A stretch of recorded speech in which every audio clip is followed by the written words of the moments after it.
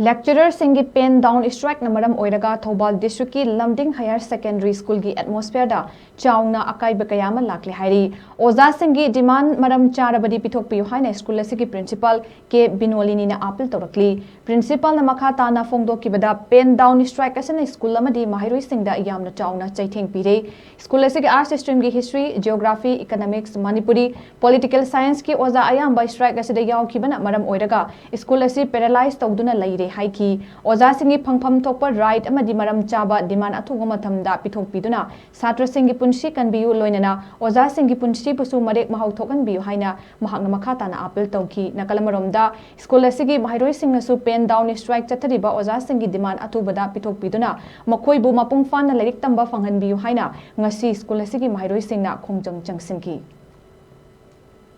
oja singi phangpham thokpa right adegi तौरीबा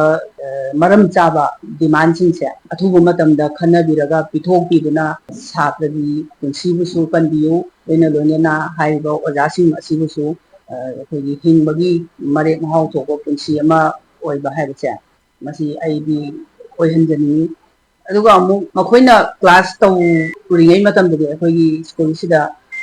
यामना अखोगी कनो ओजागी अवातपदो लैतबनेबा अदो मखोइना pen down strike tau khaba tung gi gi hoyi school se pura paralyzed oidra singna pen down cha thaba na Maram Oiraga khoi school gi regular class taw phangre aduna khoi da yam thina so e aduna government na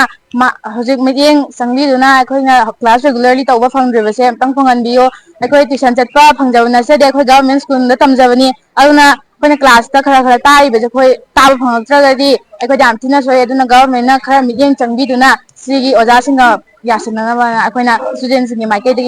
yamna kanna khoi na government da haijak